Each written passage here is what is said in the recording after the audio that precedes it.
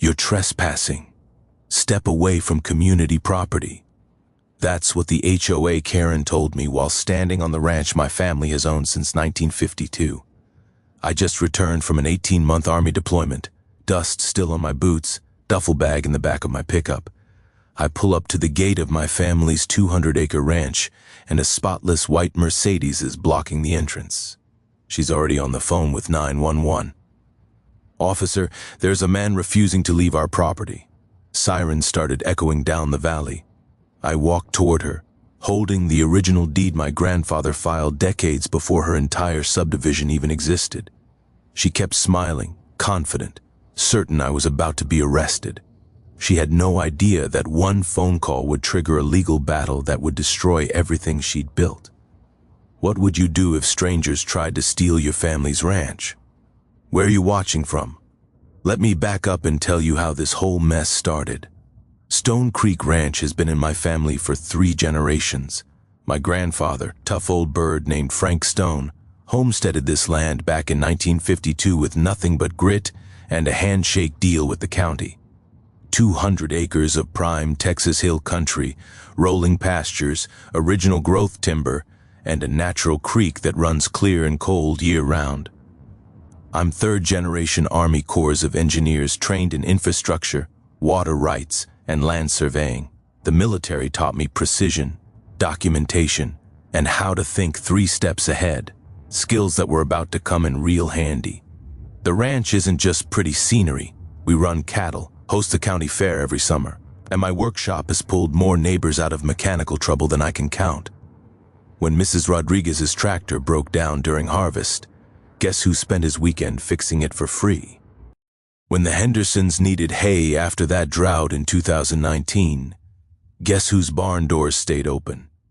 But 3 years ago, everything started changing. Bradley Whitfield's development company built Meadowbrook Estates, this luxury subdivision right next to our property line. Big houses, manicured lawns, and HOA rules thicker than a phone book. The houses sold fast to city folks wanting that country lifestyle without any actual country responsibilities. Karen Whitfield, Bradley's wife, made herself HOA president before the paint dried on the first house. 45 years old, former pharmaceutical sales rep, drives that white Mercedes like it's a weapon. She's got this way of using words like community standards and property values that makes your skin crawl. The trouble started small. Karen would drive by our fence line taking pictures. Then came the complaints to the county about our unsightly agricultural operations. The smell of fresh hay and leather in the barn mixing with that chemical odor from new construction told the whole story. Old Texas bumping up against suburban entitlement. When I got back from deployment last month, I found HOA violation notices taped to my front door. $500 a day in fines for unauthorized livestock operations in a residential zone. My cattle, Roosevelt the bull and his ladies, were apparently violating someone's aesthetic sensibilities. Mrs. Rodriguez, bless her heart, filled me in over coffee. "That HOA woman's been here 3 times, mijo, measuring things, taking pictures, asking questions about your water rights, the rough wooden gate post where Grandpa carved Stone Creek 1952 had fresh scratches around it, like someone had been trying to remove his handiwork. But Karen's opening move was pure genius in an evil mastermind kind of way. She'd hired a surveyor to reestablish proper boundary lines and filed a complaint claiming our ranch access road fell. Under HOA jurisdiction, the same road Grandpa built in 1952, maintained by the county for 70 years. 2 days after I got home, Karen rolled up with some lawyer in a shiny BMW, got out like she owned the place, clipboard in hand, demanding we remove all livestock within 48 hours or face significant legal consequences. I stood there in my work jeans and boots, looking at this woman in her business suit, telling me to get rid of cattle that had been grazing this land since before she was born. Roosevelt, my prize bull, chose that exact moment to lumber over to the fence and stare at her Mercedes like it had personally offended him. "Ma'am, I said, keeping my voice level. This ranch has been operating under agricultural exemption since 1952. We're grandfathered under county zoning.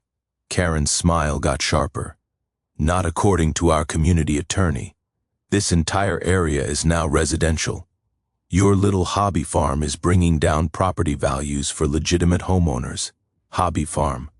70 years of Stone family sweat and sacrifice. And she called it a hobby farm. As they drove away, kicking up dust with their fancy cars, I knew this wasn't going to end quietly. Karen had just declared war on the wrong veteran. Karen didn't waste time escalating. Within a week, she'd filed formal complaints with the county claiming our ranch violated residential zoning laws. Then, she hired her own surveyor, some guy in pressed khakis who'd never seen a day of honest work, to reestablish proper boundaries. But here's where Karen's city girl ignorance started showing. She spread rumors at the country club that our ranch was an unsanitary health hazard, apparently not realizing that half the country club members buy their beef from ranches just like ours. The rumor mill works both ways in small towns, and word got back to me fast. The real kicker, Karen sent certified letters to all our neighbors in Cura, urging them to file noise complaints about cattle operations that had been running peacefully for decades. Mrs. Rodriguez brought me a copy, shaking her head. This woman's got more nerve than a toothache, she said, which in Texas means you've really crossed a line. Now, the Army taught me that when someone attacks, you don't just defend, you gather intelligence. So, I spent 3 days at the county courthouse digging through property records like I was searching for IEDs in Iraq. And boy, did I find some buried treasure. Turns out Meadowbrook Estates was built using something called overlay zoning. Sounds fancy, but here's what it really means. The county let Bradley build his subdivision while acknowledging that existing properties kept their original zoning rights. Our ranch maintained its agricultural exemption, grandfathered from 1952. Karen's neighborhood was basically built around us, not over us. But the real bombshell was in the original county planning meeting minutes from 2019. Bradley Whitfield himself argued that keeping the ranch would add rustic charm and authentic character to the community. He literally used our ranch as a selling point to buyers, then sent his wife to harass us out of existence. I called Nolan McCarthy, our family attorney, and a guy who's been fighting property battles since before Karen was born. Retired county prosecutor knows where all the legal bodies are buried. When I showed him the documents, he started grinning like a kid on Christmas morning. "Son," he said, "you've got them dead to rights, but let's do this properly." We ordered a new professional survey using the original 1952 boundary markers. Iron Pin's grandpa drove himself still there after 70 years. The results were beautiful.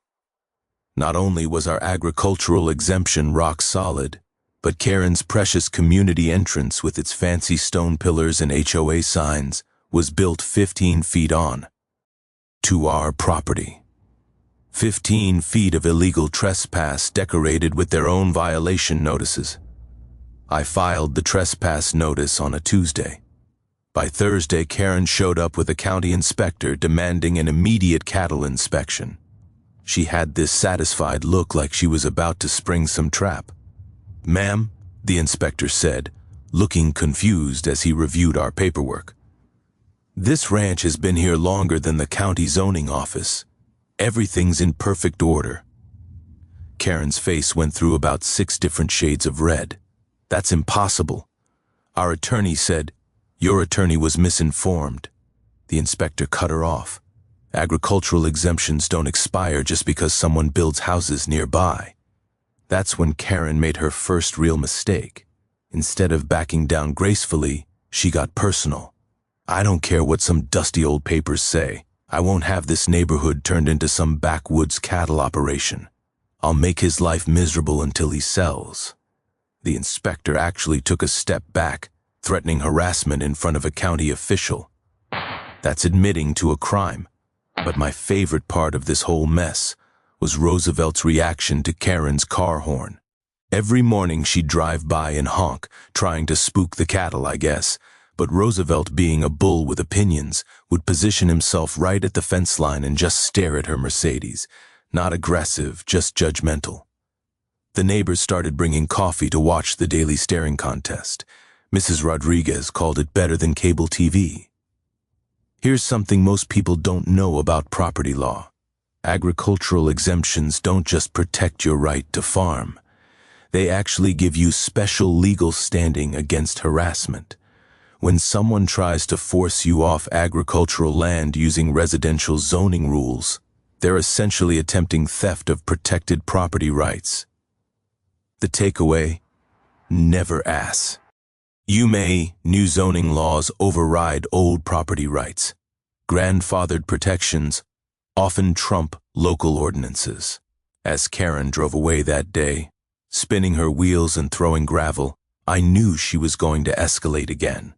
The morning mist was rising from the creek, carrying that clean smell of wild mint and fresh water. It reminded me why 3 generations of Stones had fought to keep this place. Karen wanted a war. She was about to get one. Karen's next move proved she'd learned absolutely nothing from round 1. 2 weeks later, the HOA voted to improve community drainage by redirecting our natural creek flow. Their excuse? Ranch runoff was creating mosquito breeding hazards that threatened their children's safety. Pure garbage, but clever garbage. Karen had done her homework on environmental regulations and found a bureaucratic angle to attack us. She hired contractors to dig a diversion channel on HOA property, claiming it was preventive flood control. The sound of heavy machinery digging at dawn told me everything I needed to know about Karen's respect for neighborly courtesy. Diesel fuel mixed with disturbed earth, creating that sharp industrial smell that doesn't belong in ranch country. But Karen wasn't done. She filed a complaint with the state environmental agency, claiming our cattle were polluting the waterway. Then came the social media campaign. Ring doorbell footage edited to make our gentle cattle look like rampaging buffalo, posted with captions like, "Protect our children from agricultural runoff." Here's where my Corps of Engineers training came in handy. I know water rights law better than most lawyers, and Karen had just walked into quicksand. That creek has been running through Stone property since before Texas was a state. Our homestead deed from 1952 includes something called riparian rights, legal protections for landowners adjacent to waterways. These rights don't disappear when someone builds houses downstream. More importantly, any creek diversion that affects water flow to existing users requires consent from all riparian rights holders. Karen's contractors were literally violating federal environmental law, one shovel full at a time. I spent a weekend documenting the natural watershed using mapping techniques the Army taught me for combat engineering projects. Took water quality samples upstream and downstream of our ranch. Guess what? Our water was cleaner than what was flowing out of the subdivision where lawn fertilizer and storm drain runoff were the real pollution sources. Then I made some calls.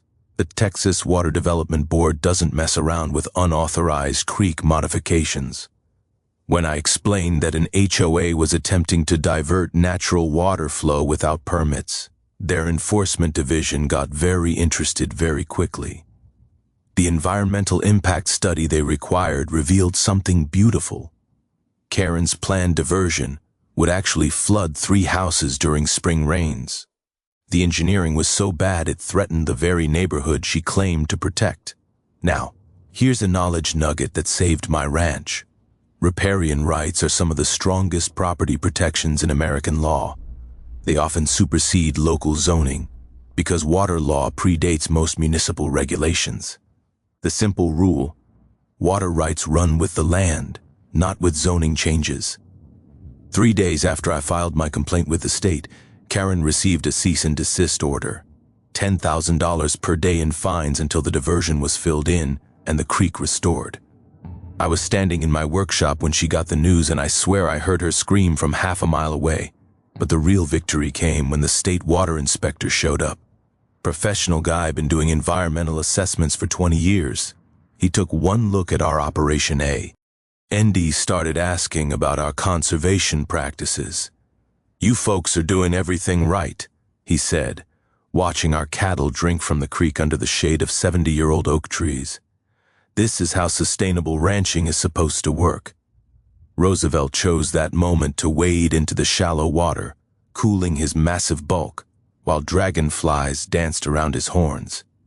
Creek stones worn smooth by decades of natural flow clicked together under his hooves, a sound my grandfather had heard, that my father had heard, that I'd grown up with. The inspector wrote in his report that our ranch operation actually improved local water quality through natural filtration and erosion control. Meanwhile, the subdivision's storm drainage was introducing fertilizer runoff and road chemicals into the watershed. Karen's environmental complaint backfired so completely that the state recommended our ranch as a model for sustainable water management. They even suggested the subdivision adopt our conservation practices. But here's what really burned Karen up. The local newspaper picked up the story. Local ranch praised for environmental stewardship, while HOA faces fines for illegal creek modification. The article included a photo of Roosevelt drinking from the crystal clear creek, looking like the king of the countryside. Mrs. Rodriguez brought me 3 copies of that newspaper, grinning ear to ear.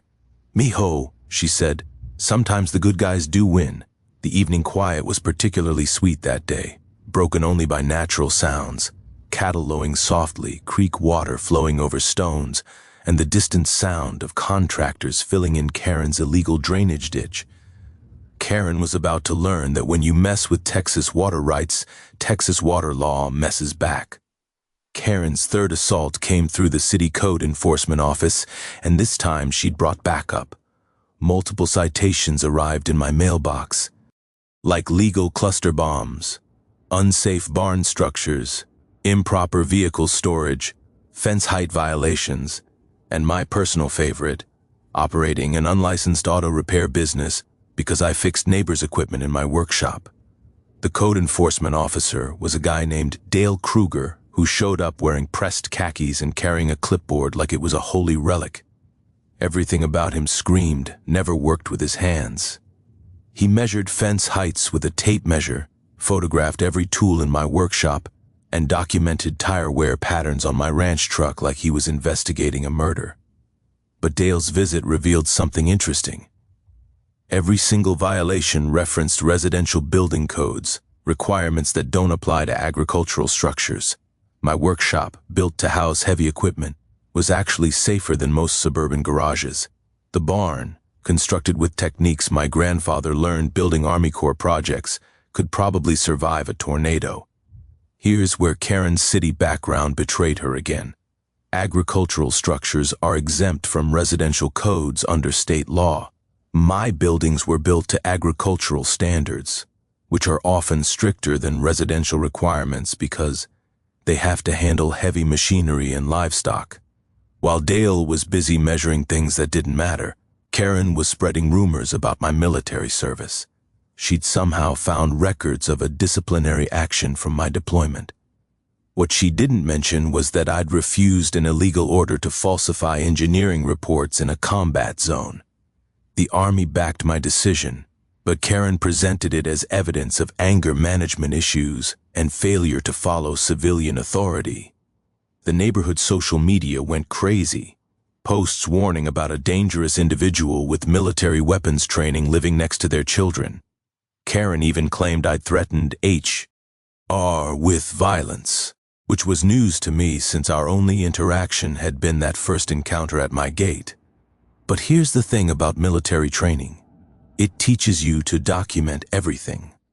I had security camera footage of every encounter, recorded timestamps of every violation notice, and detailed logs of every harassment incident. When Karen's accusations reached the county sheriff, they asked for evidence. 20 minutes later, they were apologizing for wasting my time. Meanwhile, I was digging into Dale Kruger's background and found some fascinating connections. His consulting company had received a $5,000 payment from Whitfield Development just 2 months before my citations began. Municipal records showed Dale had used the same violation tactics against 3 other properties that Bradley wanted to acquire. The pattern was clear. Identify problem properties, harass owners with frivolous code violations, force expensive legal battles until they sell below market value. But Dale made one crucial mistake. He demanded engineering certification for my barn roof, apparently not realizing that I am a licensed professional engineer. When I provided my own certification, he demanded an independent assessment. That's when I called in a favor. My buddy Marcus Schuyler was visiting on leave from the Army Corps, and he happened to be a structural engineer with federal licensing. Marcus took one look at my barn and started laughing. "Garrett, this building's over-engineered by about 200%. Whoever built it knew what they were doing." "My grandfather," I said, "learned construction building core projects during the war. Marcus's official federal engineer certification trumped any local code enforcement authority." Dale's clipboard suddenly looked a lot less impressive when faced with actual expertise. "Here's your knowledge nugget. Municipal code enforcement officers often don't understand the difference between residential and agricultural building standards. Agricultural structures are typically built stronger because they handle heavier loads and harsher conditions. The simple takeaway: know your zoning classification and what codes actually apply to your property." The community response was shifting too. Mrs. Rodriguez organized what she called coffee clatch intelligence networks. Basically, neighborhood ladies sharing information about Karen's tactics. Turns out Karen had approached the feed store owner trying to get ranch suppliers to boycott me. She'd pressured our veterinarian to drop us as clients. She was systematically trying to strangle our operation economically, but small-town loyalty runs deeper than HOA threats. Doc Martinez, our vet, told Karen exactly where she could stick her demands. The feed store owner, Vietnam veteran who'd known my family for 40 years, suggested Karen might want to find a new place to buy her fancy lawn fertilizer.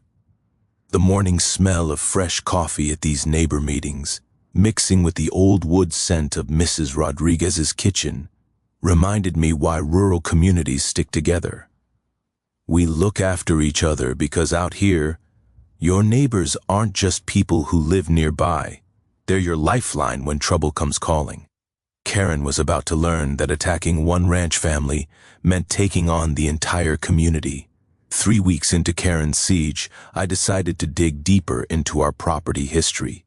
Something wasn't adding up about how a subdivision got built so close to our boundaries without triggering easement disputes. So, I drove to the state archives in Austin, requesting every document related to the original stone homestead. What I found changed everything. Grandpa's 1952 deed included a clause I'd never paid attention to. Mineral rights, not just oil and gas, but gravel and stone quarrying rights to the EN. Tire property. Texas Hill Country is built on limestone, and quality building stone was valuable even back then. But the real bombshell was in the survey maps. The original Stone Creek Ranch included 25 acres that were never officially transferred to the county.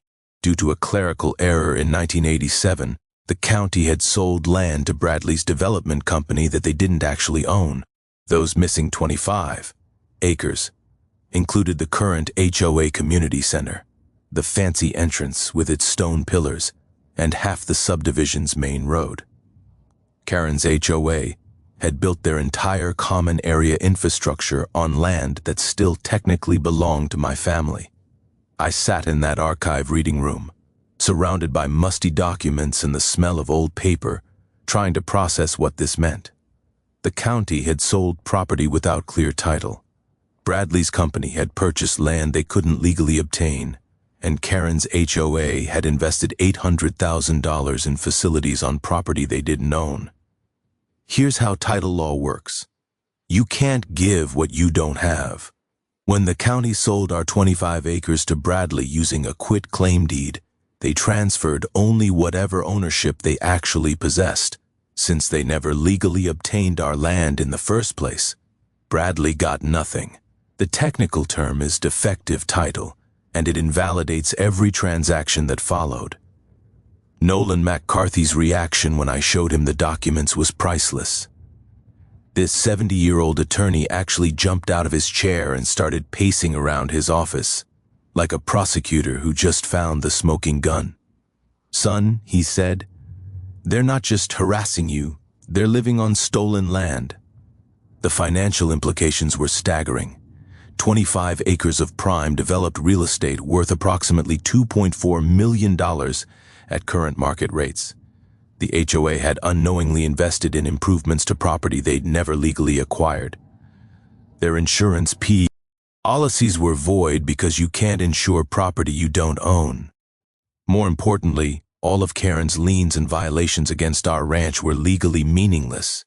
You can't encumber someone's property when you don't have legal standing to file complaints in the first place. But here's where it got really interesting. Texas law requires continuous property tax payments to maintain ownership claims. I drove straight to the county tax office and pulled records going back to 1952. Stone family had been paying taxes on all original acreage every single year, including the disputed 25 acres. The tax assessor, a woman who'd been there since dirt was invented, shook her head when she saw the documents. "Honey, this is the kind of mistake that keeps lawyers in business for generations. Your family never stopped owning that land. The county just forgot to tell anybody. This wasn't just a harassment case anymore. This was potentially systematic fraud involving a county government, a development company, and an HOA that had been illegally formed using defective property titles." I drove home thinking about irony.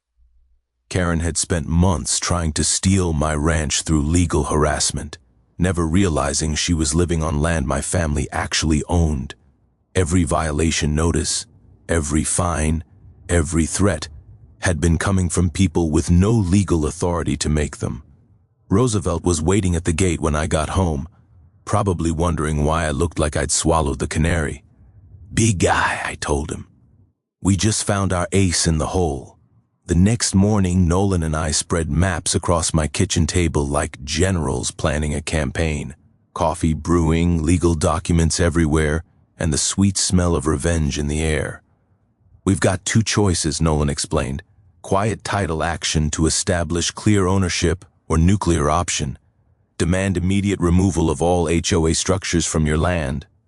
I chose option 3. Force a public hearing where every dirty trick would be exposed under oath with media present. Karen wanted a fight. Let's give her one she'd never forget. The plan was beautiful in its simplicity. File for quiet title action with the county, requesting a public hearing to resolve the boundary dispute. Force Karen's HOA to defend their legal standing while knowing they had none. Meanwhile, document every harassment incident until we had enough evidence to destroy them in court. But I wanted insurance, a physical demonstration that would make the property dispute impossible to ignore. Using my Corps of Engineers background, I designed controlled access barriers for the disputed entrance, temporary structures that looked permanent but could be removed quickly if needed. The barriers served dual purposes. They'd block HOA access during their next community meeting, and they'd force acknowledgement of the property dispute. When Karen called police, they'd have to investigate the underlying ownership question. Mrs. Rodriguez became our unofficial intelligence coordinator. Her kitchen turned into mission control with neighborhood ladies providing real-time updates on HOA activities. The smell of fresh tortillas and strong coffee fueled our planning sessions. "That woman's been calling emergency OA meetings," Mrs. Rodriguez reported, talking about lawsuits and property condemnation.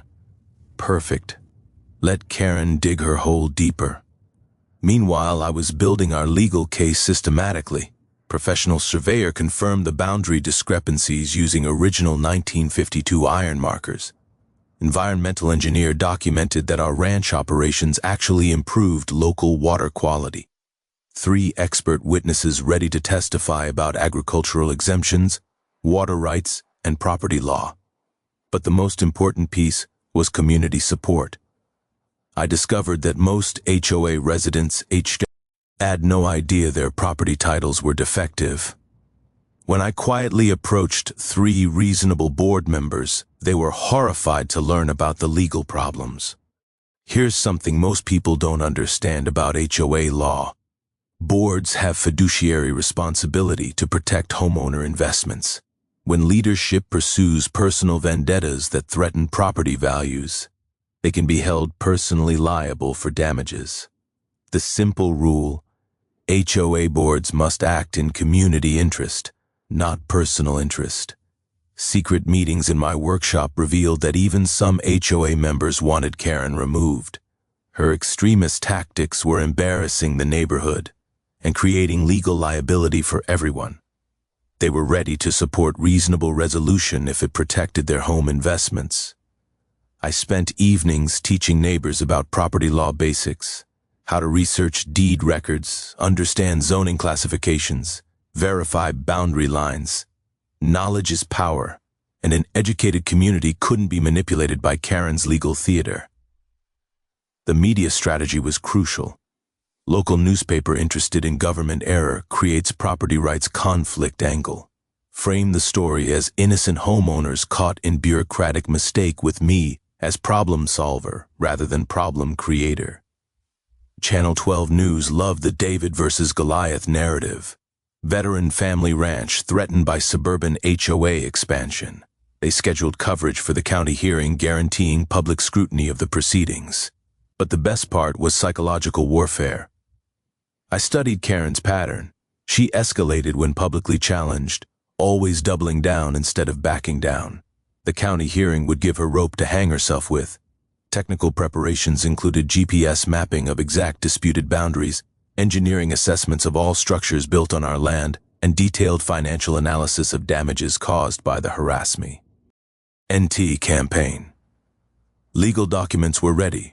Proposed settlement agreement offering fair ground lease to HOA, revised property deeds establishing clear boundaries, and yes, countersuit papers if Karen wanted to keep fighting. Contingency plans covered every scenario. If Karen tried sabotage, criminal charges were ready to file.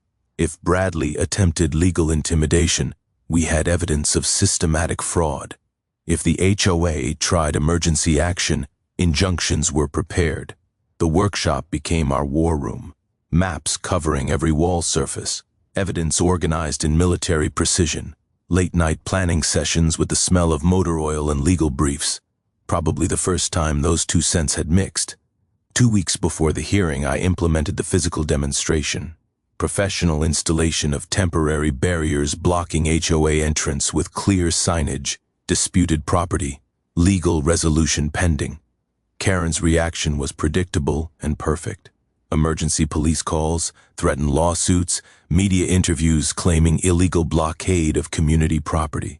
Exactly what we wanted. Every outburst documented, every threat recorded, every illegal claim preserved for court testimony. The neighbors started calling it Operation Checkmate. Roosevelt seemed to approve. He'd taken to standing guard near the new barriers like he understood we were finally fighting back.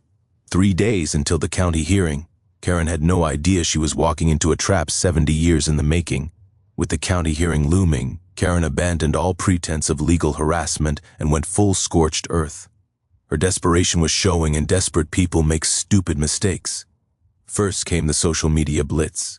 Karen created fake profiles to flood neighborhood apps with posts about dangerous military extremists threatening community safety. Edited photos made our ranch look like an environmental disaster. Cattle appearing malnourished. Facilities seeming run down. The problem with fake social media campaigns, digital forensics can trace everything. Same IP address, similar writing patterns, identical posting schedules. Karen might have been good at pharmaceutical sales, but she was terrible at cybercrime. Then she targeted our business relationships. Karen pressured the feed store to stop selling us supplies, claiming we were operating illegally and threatening to sue anyone who supported criminal activity. She convinced our veterinarian's office manager to cancel our service contracts. lying about court orders that didn't exist. But small-town loyalty runs deeper than suburban threats. Doc Martinez called me personally. "Garrett, some crazy woman's trying to tell me how to run my practice. Your cattle are the healthiest in the county, and she can take her threats somewhere else." The feed store owner, Vietnam veteran Charlie Rodriguez, Mrs. Rodriguez's husband, had an even better response. He posted Karen's demands on the store bulletin board under a sign reading, "Local busybodies for entertainment purposes only." Karen's economic warfare backfired spectacularly, turning local business owners against her HOA. But her dirtiest trick was the restraining order. Karen filed court papers claiming I'd stalked and threatened her, basing the entire complaint on me driving past the HOA entrance on the public road to reach my own property. The hearing was scheduled for the day before our county property hearing, clearly intended to get me arrested and force me to miss the crucial legal deadline. Karen's testimony was a masterpiece of creative fiction. She claimed to feel terrorized by normal ranch operations visible from her property. She described cattle sounds as aggressive animal noises designed to intimidate. She even claimed my workshop activities constituted weapons preparation by unstable veteran. The judge was skeptical, but granted a temporary restraining order pending investigation. For 72 hours, I was legally prohibited from approaching HOA property, including the disputed entrance where our cattle normally crossed. Pure genius, actually. Karen had created a legal trap: either violate the restraining order or abandon normal ranch operations, both scenarios making me look like the problem. But here's where military training pays off. I hired professional cattle contractors to handle the movement, staying clear of the restricted area while documenting that cattle movement predates the subdivision by 70 years. County Animal Control observed the entire operation, verifying safe procedures and proper handling. The veterinarian provided written certification of animal health and welfare. Everything documented, everything professional, everything legal. Karen's sabotage attempts escalated to physical harassment. HOA contractors accidentally damaged our fence during utility work. Anonymous individuals photographed ranch facilities at night, triggering motion sensor lights. Someone filed false animal cruelty complaints trying to get our livestock confiscated. Security cameras caught everything. Motion sensors recorded exact times. Digital evidence preserved in multiple locations, backed up off-site. Chain of custody maintained like evidence in a criminal investigation. The most ridiculous incident involved Karen trying to get our ranch water supply condemned by the health department. She claimed agricultural runoff was contaminating groundwater, demanding immediate testing and possible closure. Health inspectors showed up with state-of-the-art testing equipment, took samples from our well, the creek, and surrounding properties. Results: our water was cleaner than city municipal supply. The only contamination detected came from subdivision storm DRA. Inns carrying lawn chemicals. Another Karen plan, another spectacular backfire. But the psychological pressure was real. Daily harassment, constant legal threats, community tension thick enough to cut with a knife. The smell of diesel exhaust from surveillance vehicles mixed with the natural ranch scents, creating an atmosphere of siege. Mrs. Rodriguez organized neighborhood support, bringing coffee and solidarity during the worst of it. "Me, hey-ho," she said. "Bullies count on wearing you down, but we're not going anywhere." The breaking point came when Karen hired a private investigator to dig into my military service and personal finances. The PI violated privacy laws accessing protected records, giving us grounds for criminal charges against both him and Karen. But here's what Karen didn't understand about veterans. We faced real enemies, real danger, real consequences. Her suburban psychological warfare was amateur hour compared to actual combat stress. 3 days before the county hearing, Karen made her final desperate move. She organized a community safety rally at the disputed entrance, inviting local media to witness her courageous stand against military extremism. Perfect. Let her dig the hole even deeper. The evening quiet felt different now, not peaceful, but pregnant with approaching storm. Roosevelt sensed the tension, staying closer to the house, protective instincts alert. Tomorrow would bring the final confrontation. Karen's desperation reached nuclear levels with her emergency community safety meeting scheduled for the morning of our county hearing. She'd invited Channel 12 News, claiming to expose government cover-up of environmental hazards and veteran extremism. The setup was pure theater. HOA Community Center packed with suburban residents, concerned parent talking points printed on official letterhead, and Karen positioned at a podium like she was running for office. Our children's safety is being threatened by illegal agricultural operations and an unstable individual with military weapons training, she announced to the cameras. The edited Ring doorbell footage played on a big screen. Our gentle cattle transformed into menacing beasts through creative editing. But Karen's performance had a problem. Half her audience knew it was garbage. The reasonable HOA board members sat in the back, arms crossed, clearly uncomfortable with the extremist rhetoric.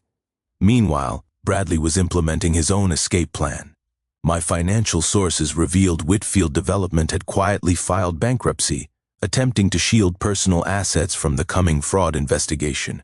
He was preparing to throw Karen under the bus if the legal situation became untenable. The restraining order created Karen's perfect trap. With me legally prohibited from approaching HOA property, she scheduled the media event precisely when our cattle needed to cross near the disputed entrance for their normal pasture rotation. Her plan: claim the cattle movement violated the restraining order, demand my immediate arrest, and force me to miss the county hearing from jail. Brilliant strategy if you ignore the fact that I'd anticipated exactly this move. The professional cattle contractor I'd hired was a retired Marine named Jake Morrison, who understood precision operations under hostile conditions. Jake moved our cattle using a route that stayed precisely outside the restricted zone GPS verified to the foot. But Karen wasn't satisfied with legal victories. She wanted dramatic confrontation for the cameras. Despite the restraining order, Karen drove her Mercedes to the boundary of the disputed area during the cattle movement. When Jake politely asked her to move her vehicle for safety reasons, she immediately called 911, claiming assault by military extremists as associates. The arriving police officer was Tom Bradley, no relation to the developer, a veteran himself who'd known my family for years. One look at the scene, professional cattle handling clearly marked boundaries, and Karen screaming about coordination between dangerous veterans told him everything. "Ma'am," Officer Bradley said with Texas patience, "these gentlemen are conducting legal agricultural operations on private property. You're the one creating a disturbance."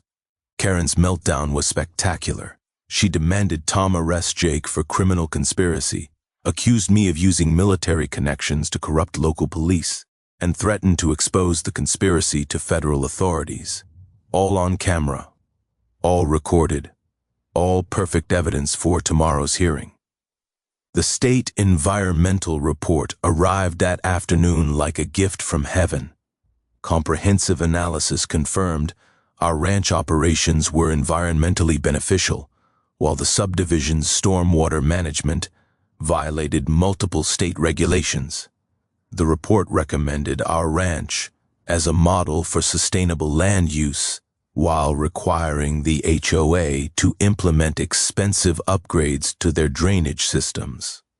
But the final nail in Karen's coffin was her own social media activity.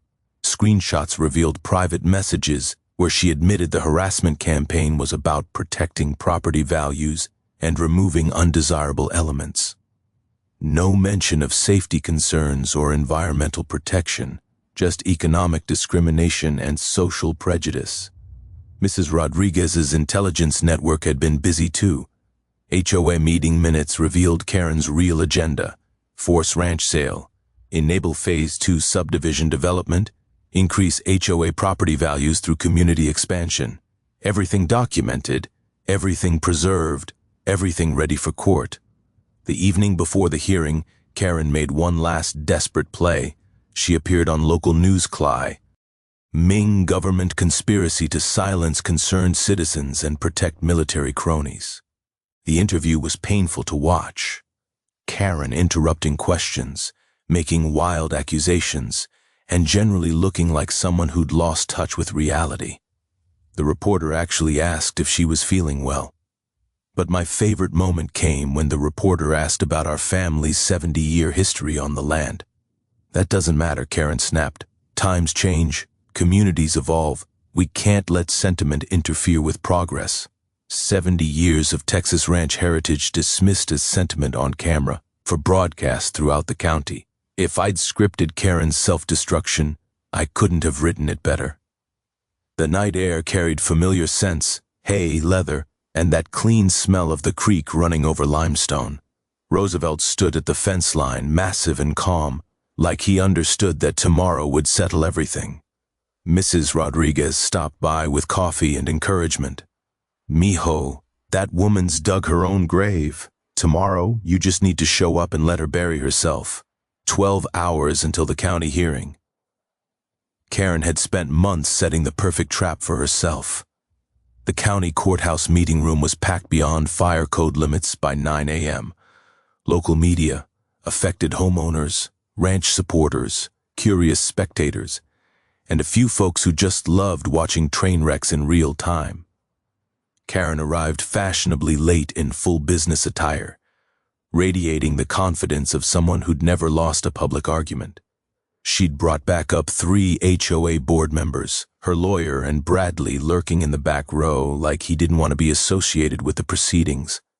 County Commissioner Sarah Walsh called for order, clearly nervous about the media attention.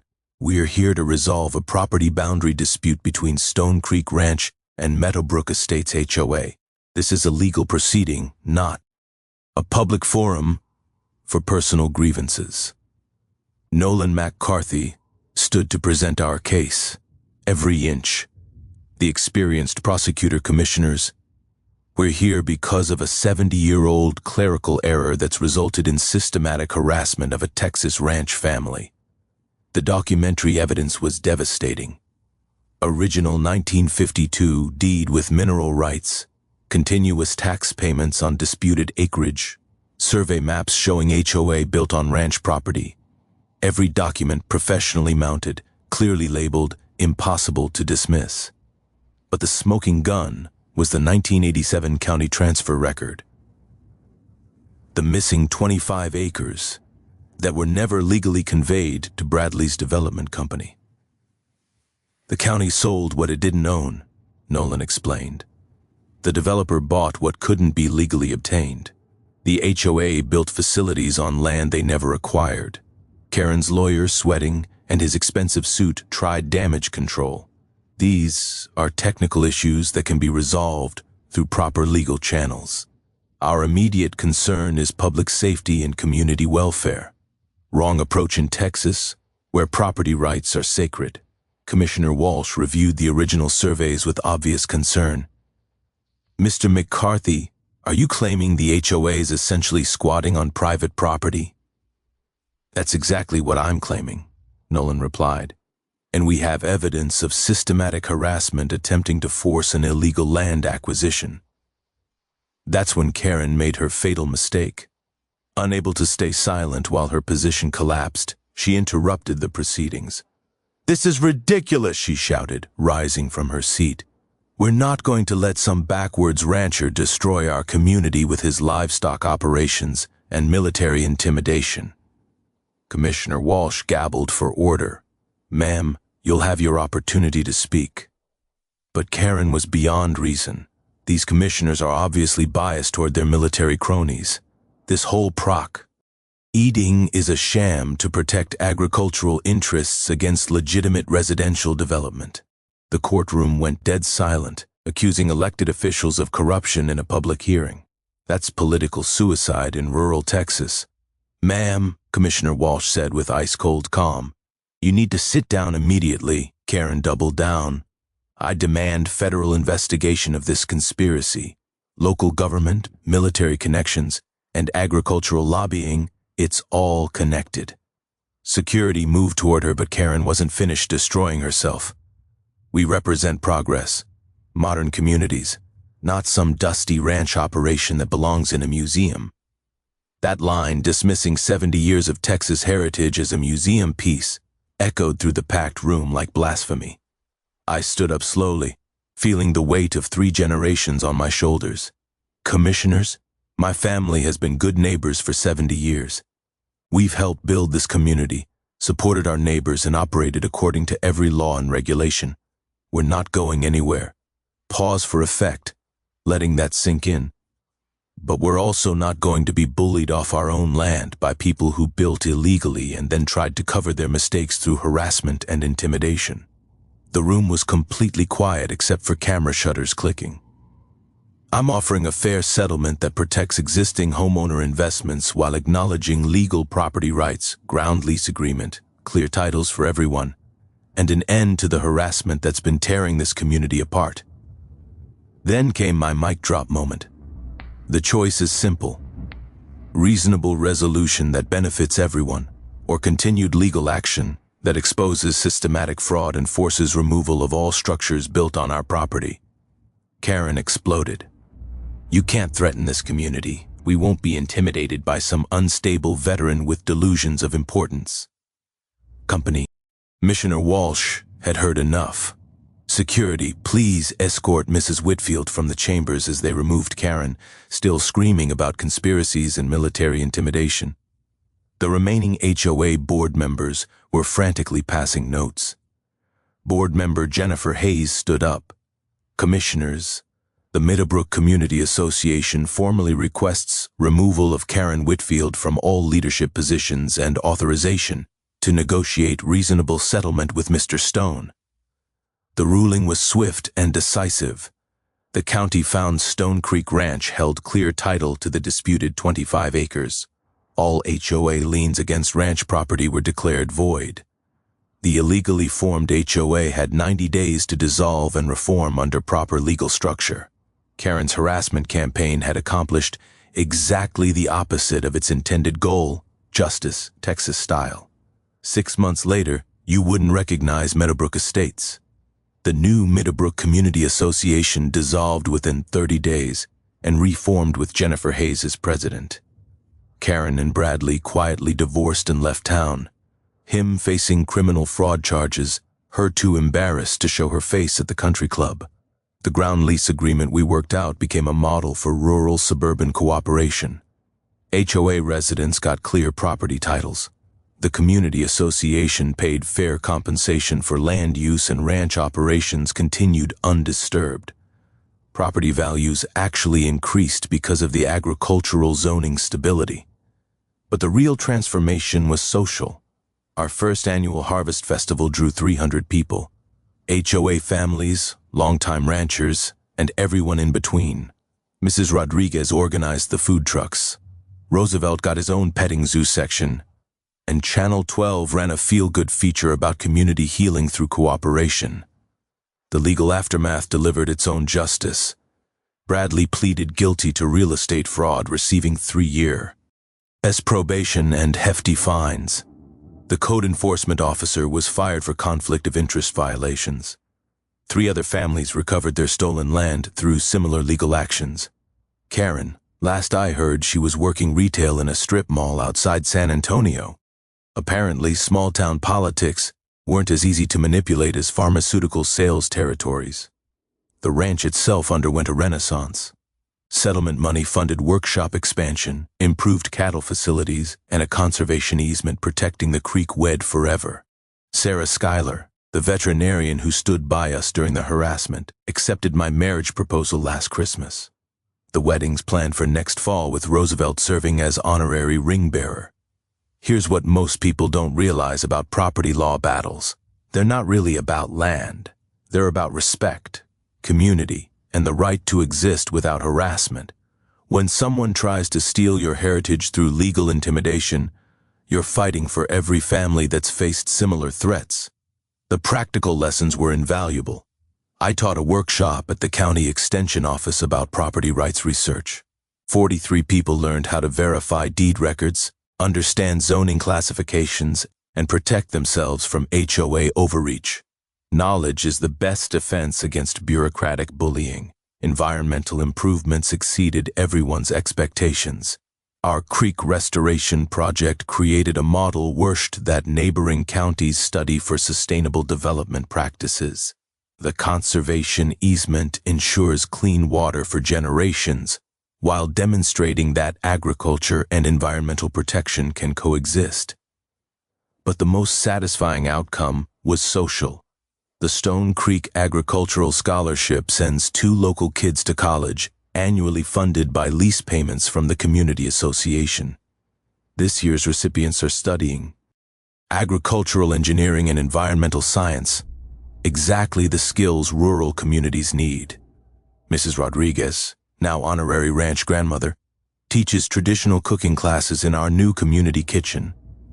Her tamales have become legendary at local events, and she's training the next generation of neighborhood cooks. The broader impact rippled through rural Texas. Counties updated their title verification procedures. Real estate developers face stricter oversight. HOAs can't simply declare agricultural operations incompatible without legal standing. 3 ranch families approached me for legal consultation after facing similar harassment. Armed with our legal precedent and documentation strategies, they resolved their disputes quickly and favorably. Roosevelt, now 9 years old and still the king of his domain, has become something of a local celebrity. Tourists stop by to photograph the famous bull who stared down the HOA. He seems to enjoy the attention, posing patiently for selfies with visiting children. The workshop where this all started hosts monthly community meetings now. Former enemies work together on watershed protection, emergency preparedness, and supporting local agriculture. The smell of coffee and fresh hay has replaced the tension of legal battles. Looking back, Karen's harassment campaign accomplished something she never intended. It forced our community to confront the question of what we valued most. Property rights won, but so did cooperation, respect, and the understanding that rural and suburban neighbors can thrive together. Share your own HOA nightmare story in the comments. Let's support each other through these bureaucratic battles. Subscribe for more David versus Goliath stories, where the little guy wins, and ring that bell for notifications. Next week's story involves a corrupt city council and a food truck entrepreneur who discovered He Mayer's secret investment in her biggest competitor. Trust me, you won't believe how she exposed the conspiracy using nothing but health department records and social media detective work. Sometimes the good guys really do win. Thanks for hanging out with us on HOA Stories, where the HOA Karens meet their match. If this story had you cheering or cringing, go ahead and like the video